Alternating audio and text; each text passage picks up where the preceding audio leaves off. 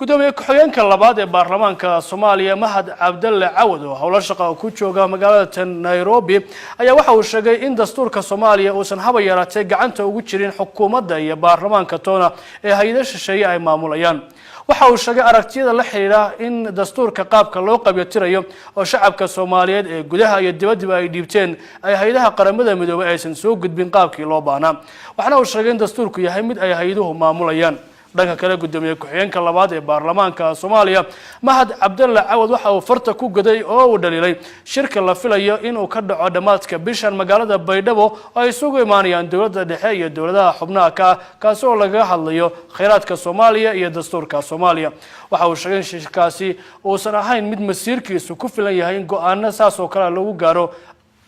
magaalo kamid ah Soomaaliya oo ay sida uu sheegay imaadaan ama ay isugu yimaadaan 4 qof oo kala matalaya Soomaaliya oo dhan. haddaba waxaan ku duwaya markan hadalka gudoomiye ku-xigeenka labaad ee baarlamaanka Soomaaliya Mahad Cabdalle Cawad. waxaa la wareystay 10,000 oo qof oo Soomaali ah oo gudaha jooga oo dibadda jooga, qaar si toos ah loo wareystay, qaar si dadban loo wareystay, qaar through the media lagu soo wareystay, qaar text message lagu soo wareystay, 10,000 oo qof oo araadooda la soo aruuriyay. ra'yigoodii iyo wixii laga soo aruuriyay ma hayno hay'ad baa qaadatay ma garad oo haysata annaga baarlamaan ama naloo ogola, xukuumad looma ogola, wax allaale iyo waxa weeye kharashka ku baxay milyoonaad dollar oo ay EU-du ka mid tahay ayaa ku baxday kharashkaas, cid loo sameeyana ma naqaan. kharashkaasna hadda annaga nala siiyo nalagu bixiyo waxa weeye yacni wax badan oo caawimaad ah oo farsamo ah ayaan beesha caalamka uga baahannahay, taas waa qiraynaa. laakiinse caqabado tiro badan oo dimuqraadiyadda iyo la tashiga shacabka iyo waxa weeye yacni xorriyadda Soomaaliyeed caqabad ku ah ayaa beesha caalamka la socda. waa dawo iyo sun wada jira weeye, kamana maarantid dhaqaalahoodii iyo inay garab ku siiyaan iyo inay farsamo ku siiyaan, laakiinse si fudud ayaa waxa weeye ka tashigii masiirkaaga meesha looga saaraya. tusaale yar baan rabaa inaan idin siiyo. dowlad goboleedyaal la dhisayo waxa weeye waxaan tusaale ka soo qaadanayaa meel walba oo kale waa ka dhacday South West. waxaa la yiri oo dadkii reer South West iyo maaragtay dadkii federaalka ka matalayay iyo kulli waxaa la yiri waxaan rabnaa inaan baarlamaan dhisano, inaan dastuur samaysano oo erga ansixiso, kadibna inaan baarlamaan dhisano, kadibna baarlamaankaasi inuu madaxweyne doorto, madaxweynahaasna uu xukuumad soo dhiso oo baarlamaanku ansixiyo. ayaa dadkii reer South West go'aansadeen. qoladii beesha caalamku waxay tiri ma idin sugi karno, Christmaskii baa soo dhow ma garad ma idin sugi karnaa leeyahay. annagu safar baan aadaynaa, marka arrinkii waxaa la sameeyey 2 usbuuc baa dad inta meel lagu soo aruuriyaa la yiri macal madaxweynihii doorta because annagu waa baxaynaa si aan xafladii sacabkii aan uga qayb galno, madaxweynaha xafladiisa aan uga qayb galno.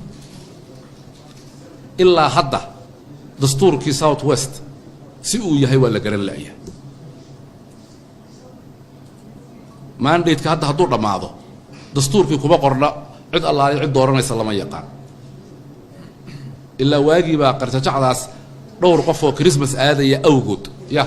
ayaa loo marin habaabiyey ummad dhan waxa weeye loo marin habaabiyey oo dhibteedu ay maanta taagan tahay. waxa weeye waxaana laga rabaa inaanu sidaan uga faa'iideysan karno saaxiibadeen ay noo cadaato waxyaabaha dhibaatada ah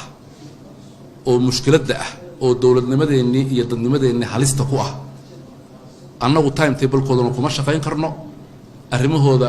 oo waxa weeye waa inuu ajanduhu uu noqdaa mid Soomaaliyeed, waa inuu noqdaa kan oo nalagu caawinayo.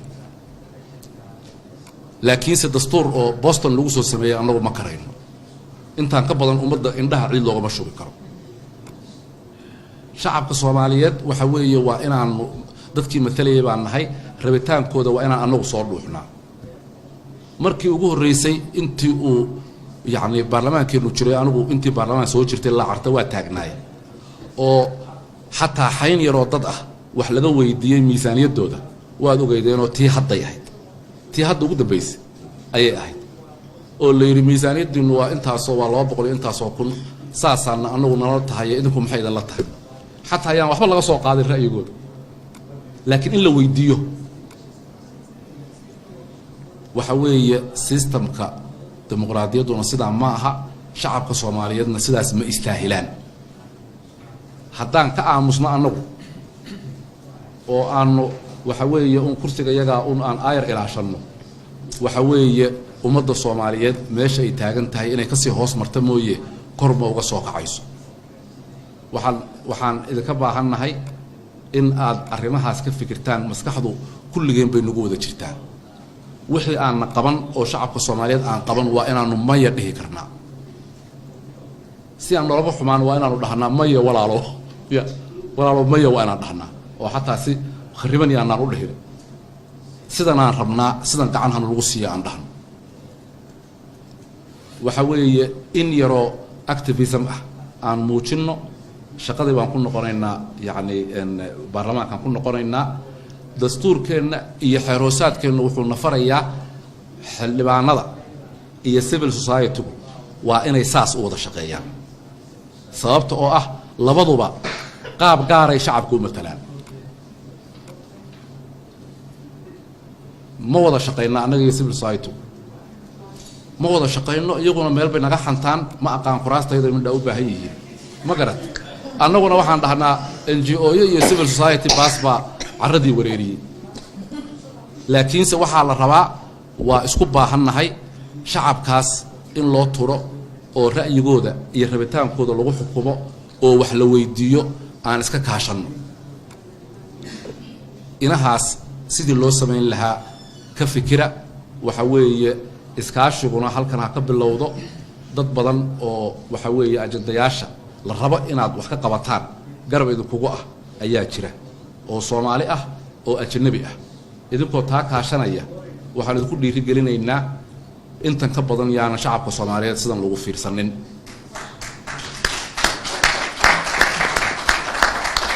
وحوي حلبانadii kale magaaladii joogan waa soo salaami doonaan waxaan idin leeyahay mabruuq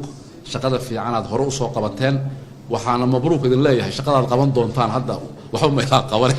waxaad qaban doontaan loo waxaad idin leeyahay mabruuq wa salaamu calaykum wa rahmatullaahi wa barakaatuh